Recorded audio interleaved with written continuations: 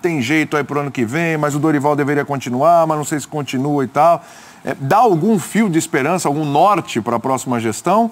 Ou é melancólico o final do ano do Flamengo? Melancólico é óbvio que é, né? O Flamengo não ganha nenhum campeonato minimamente relevante desde 2013. E desde 2015 começou a fazer investimentos mais pesados no seu elenco. Em 16, até brigou pelo título, foi até um pouco precoce, mas 17 e 18 o Flamengo tinha, pelo investimento feito, pela expectativa criada no seu torcedor, pelo período, na primeira gestão do Bandeira de Melo especialmente, no qual o torcedor esperou pacientemente o pagamento de DARFs e mais DARFs, né, para que as contas entrassem nos eixos e o time pudesse ser reforçado, promessas foram feitas. Lembra do estamos mirando o Real Madrid? Uhum. Promessas foram feitas, isso não é imaginação, isso aconteceu. O presidente do Flamengo e eventualmente um ou outro cartola prometendo mundos e fundos. O torcedor pensou, bem, ok, é o time mais endividado do Brasil, vamos aguardar, os caras parecem que são sérios, aí vamos ver o que vai acontecer. Ganhou uma Copa do Brasil inesperada, aquilo deu uma arrefecida em qualquer ânimo de torcedor mais exaltado, que não quer ter paciência quando não tem jeito, mas não ganhou mais nada. Ganhou um Carioca no ano passado, o próprio Carioca de 2014, aquele famoso gol impedido do Márcio Araújo contra o Vasco, no último lance do jogo, e mais nada. Então o Flamengo conseguiu com o Bandeira de Melo, inclusive, um fato inédito. O Flamengo nunca foi vice-campeão brasileiro, porque todas as vezes que foi à final, ele foi campeão. E em pontos corridos, quando chegou disputando, ganhou em 2009, e em 2016 foi terceiro, o Santos foi o vice.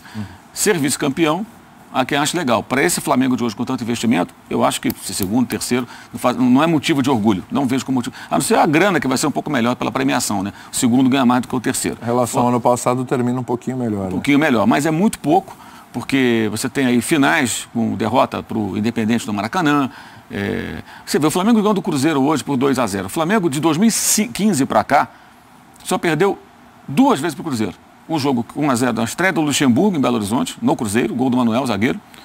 E o jogo da Libertadores por 2-0. O Flamengo venceu o Cruzeiro 5 vezes no Mineirão nos últimos anos. Venceu hoje de novo. Venceu na Copa do Brasil, na Copa Libertadores. Venceu no Maracanã, no Brasileiro. Dos 4 jogos, venceu 3. O mais importante, perdeu, porque o 2-0 e caiu da Libertadores. Ou seja, é só azar? Não, é incompetência na gestão do futebol, muito dinheiro mal aplicado, contratações questionáveis, a relação com os jogadores, a insistência em técnicos que não tinham, não é que não tivessem conhecimento, Zé Ricardo, Barbieri, principalmente o Barbieri esse ano, mas não tinha estofo, como diria Arnaldo Ribeiro, para aguentar uma pressão de comandar um clube muito grande e pressionado por títulos. Eu acho um final de mandato melancólico sobre o aspecto esportivo no futebol, porque se não ganhasse o brasileiro, mas tivesse conquistado a Copa do Brasil, dava uma aliviada. Ganhou a Libertadores, já está na final, se tivesse final, né? Sabe lá o que está acontecendo, se tivesse na final da Libertadores? Não, mas está na final da Libertadores. Mas, e um outro detalhe que eu acho que é importante, né? Alguns defensores dessa gestão do futebol, eles existem, por incrível que pareça, né? E não são cofistas, são sei lá o quê, eles alegam que o Flamengo agora vai bater uma pontuação de sua história em pontos corridos. Eu acho que isso reflete 2 coisas, na minha opinião. Uma, um investimento muito maior, um time que obviamente tem que pontuar mais. O outro, um nível técnico baixíssimo do campeonato. Vários adversários muito fracos e mesmo algumas equipes grandes com times muito, muito frágeis. Mesmo assim, você vê o Vasco, não está livre do rebaixamento. O Flamengo não venceu o Vasco, empatou os 2 jogos. O Flamengo perdeu para o Ceará, que está brigando contra o rebaixamento. O Flamengo perdeu para a Chapecoense. O Flamengo empatou com o Vitória, tudo bem que teve erro de arbitragem, mas empatou com o Vitória na primeira rodada. Olha quantos jogos aí. O Flamengo, quando tinha ganhado São Paulo do Palmeiras, não ganhou. O Flamengo perdeu para as reservas do Grêmio. Sim. Dias depois de uma atuação muito boa no empate de 1-1 pela Copa do Brasil em Porto Alegre. Perdeu para as reservas do Grêmio.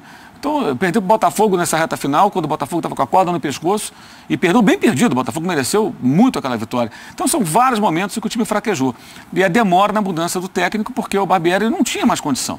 Se ele tivesse um suporte, eu acho que ele poderia funcionar. Se é um suporte que não existia, que não seria erguido ao seu redor de uma hora para outra, era necessária a troca de técnico, e o Dorival vai muito bem. Ele criou as condições para o Flamengo brigar pelo título. Inclusive nos jogos em que o Flamengo, tirando o Botafogo, nos jogos em que o Flamengo não pontuou com ele, que foram com o Palmeiras e com o São Paulo.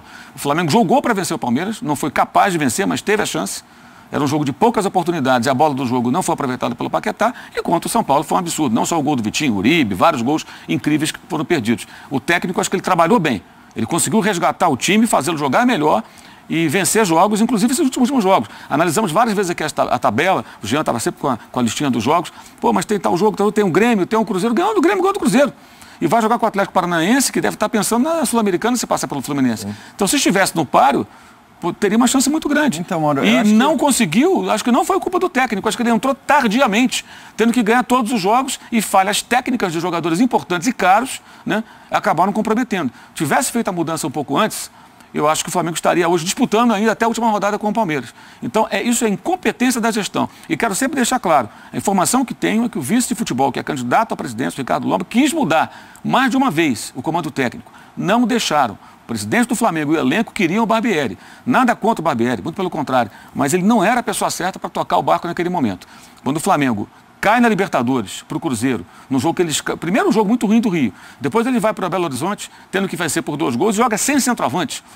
Ou seja, algumas escolhas que evidenciavam, ele à beira do campo não sabia o que fazer. Não mudaram ali, não mudaram depois do empate com o Vasco, foram mudar só quando perdeu para o Corinthians a vaga na final da Copa do Brasil. Então foi preciso perder, para aí sim, quem sustentava o técnico permitir que quem queria mudar, mudasse o comando do futebol. Isso tinha que ter sido feito antes. O Palmeiras soube fazer no momento certo, está comprovado isso no que se refere ao brasileiro. Nas outras competições perdeu, mas ganhou o brasileiro. Ponto. O Flamengo não teve competência para isso, porque foi uma gestão paternalista que se encerra no próximo domingo e que eu acho que não vai deixar nenhuma saudade. Eu sempre gosto de frisar também o seguinte, para quem está ouvindo, fala, mas ele recuperou a gestão financeira. Não foi o Bandeira coisa nenhuma. Isso aí foi montado em 2012 por um grupo de pessoas. Ele se tornou candidato à presidência do Flamengo 3 semanas antes do pleito, quando o Valim Vasconcelos não pôde concorrer por questões estatutárias. Ele não é um administrador, um economista, um cara de finanças, coisa nenhuma.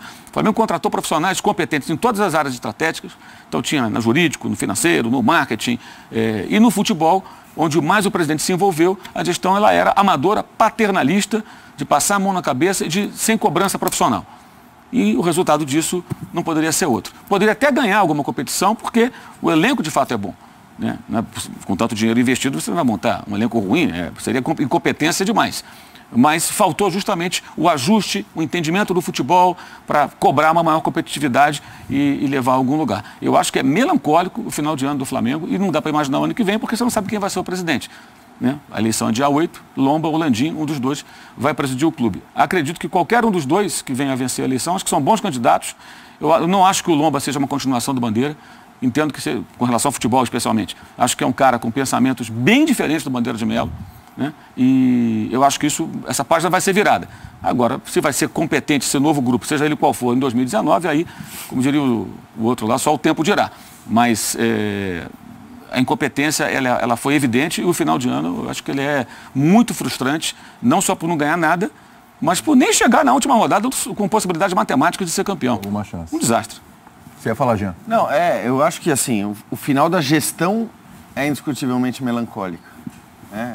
Porque é isso, porque era uma gestão de quem se esperava depois da questão financeira resolvida, independentemente de ser mérito do Bandeira pessoalmente ou não, foi uma gestão que arrumou a questão financeira toda, as contas, que deu ao clube e ao time de futebol o poder de investir.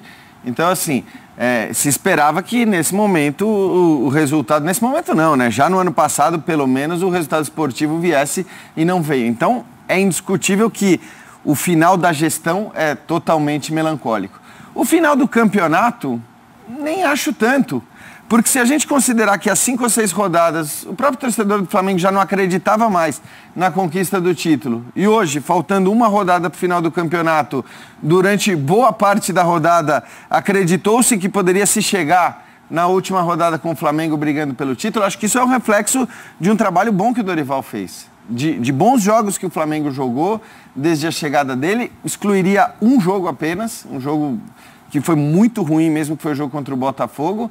Mas tirando esse jogo contra o Botafogo, o Flamengo vinha fazendo bons jogos, e o que talvez até coloque uma dúvida em relação, não sei se em relação ao técnico, porque existe um clamor quase que por mudança, precisa mudar tudo, porque a gestão... Clamor por Renato Gaúcho, né? Por assim existe dizer. o clamor por Renato Gaúcho, mas tudo bem, mas tem um cenário que o Renato Gaúcho topa vir, e aí acho que não tem muito o que discutir mesmo, se o Renato Gaúcho topar. Acho que não tem muito o que discutir, até por todo o crédito que ele vai ter para trabalhar, que não é normal no futebol brasileiro, né?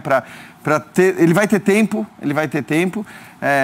Esse é um cenário. O outro é o cenário do Renato eventualmente renovar com o Grêmio, e aí você vai buscar um outro técnico, não sei. Eu acho que o que aconteceu nessa reta final deveria ser motivo para se pensar mais calmamente em relação à troca do treinador, caso o Renato não tope. Em relação aos jogadores, aí é aquela história, não dá para também, é o que eu estava falando do Palmeiras, Daverson, Borja, tal. Não dá para você pegar os 6 últimos jogos e falar, olha lá, os caras estão jogando, olha que partida fez o Everton Ribeiro hoje. Olha o pessoal da Barca indo bem pra caramba. Como se fosse uma peneira. Uma peneira é isso, exatamente. 6 rodadas finais, 5 rodadas finais. Não é peneira em rodadas finais, né? Quer dizer, aí você tem que levar em consideração que durante um bom tempo, né, 2, 3 temporadas, alguns jogadores já há 3 anos no clube, na hora que eles eram necessários em jogos grandes, em jogos decisivos, eles não tiveram o rendimento, a postura, uma atuação em campo várias vezes, né? Não estou falando, porque uma atuação em campo ruim, vários jogadores podem ter num momento decisivo, depois... Mas não, acho que no Flamengo isso se repete e tem uma questão de perfil de elenco que precisa ser repensada independentemente das boas rodadas finais. É que o mal do Dorival é que ele já chegou com um prazo de validade. Então, né? ia chegar nisso. É aqueles copos de requeijão que você pega. Tem aquela data ali. A cara do Dorival assim no rótulo, assim? A cara do Dorival no rótulo, você vai... Validade, vide o rótulo... Talvez sendo campeão, né? E ele não tinha escolha, porque ele já vem num trabalho no São Paulo que não deixou saudade para ele. Mas ele se recolocou no mercado, né? Então, era a chance que ele pra tinha ele foi de ótimo. se recolocar. Foi uma condição muito especial. Agora, se o Flamengo, se o torcedor se animou um pouquinho no fim e não acreditava em mais nada, não acreditava justamente porque o time deu chabu quando não tinha que dar em termos de resultado. E isso não é esse time. Esse é o time do Flamengo de 2016 para cá, tem dado chabu na hora H. Mesmo nessa fase do Dorival, nos momentos para chegar e resolver, e aí eu concordo com o Mauro, não é culpa do técnico, não. São sempre os mesmos caras que têm amarelado na hora H. Então tem que passar, tem que ter uma reformulação. Particularmente, eu nem incluiria o Everton Ribeiro nessa reformulação. Eu citei o Everton Ribeiro porque hoje ele... E eu estou citando porque não é pelo que ele jogou hoje que eu acho que ele tem que ficar. Eu acho que ele é um dos salváveis. Agora tem jogadores aí que são símbolos dessa fase amarelona. Só para fechar aqui, se não for o... Desculpa, André. Se não for o Renato Gaúcho, e pode não ser o Renato Gaúcho? Pode. Já começa com me interrogar, porque parece que, assim, se não for o Renato Gaúcho, meu Deus, e agora a gente vai começar, não sabe para onde vai. Vai ter o Abel, mas não é bem, a gente queria o Renato Gaúcho. Parece que se não for o Renato, o ano já começa errado. Existe a concorrência do Santos pelo Abel agora, né? É o que se fala. Eu só queria falar uma coisa. Fala. O jogo que custou mais desde que o Dorival chegou, embora fique claro que contra o Botafogo foi a pior atuação, mas o pecado foi contra o Palmeiras. E não só pelo fato da possibilidade da vitória, o 2-1 ter sido naquele gol, lembrado pelo Mauro, do Paquetá, quando a bola veio a ele sem defeitos e sem problemas. Redondinha. É o fato do Flamengo não ter sido o time vibrante que deveria ser naquela oportunidade. Talvez não tenha havido a correta leitura do que estava em jogo ali, por estar ainda longe, entre aspas, do final do campeonato. Mas o Palmeiras tinha perdido em Buenos Aires pro Boca. Era a primeira derrota do Filipão, certo? Certo. Tinha jogado na quarta-feira. Segunda, né? Tinha perdido para o Cerro também aqui. Isso, mas não tinha derrota dado com impacto, nenhum problema. Isso é. Assim, derrota com peso. Derrota com peso foi a primeira e que colocava em risco. risco. O Cruzeiro também na Copa do Brasil. Né? É verdade. Colocava em risco a classificação e a sequência na Libertadores. O Palmeiras, com aqueles 4 pontos de vantagem, foi ao Maracanã, onde o ambiente era totalmente favorável ao Flamengo, a oportunidade era única para baixar a diferença para 1. E o jogo mostrou um time que talvez não tenha compreendido isso da maneira que deveria. Sim. O Alex aqui nessa mesa falou, o Flamengo foi morno, quando era para ter sido efervescente, vibrante, era para ter feito o Palmeiras sofrer muito pelo momento em que se encontrava e pela situação ali, está enfrentando o único time naquela situação que poderia se aproximar e lhe tomar vantagem. Adversário sem lateral. Exato. O Flamengo perdeu muito tempo naquele jogo.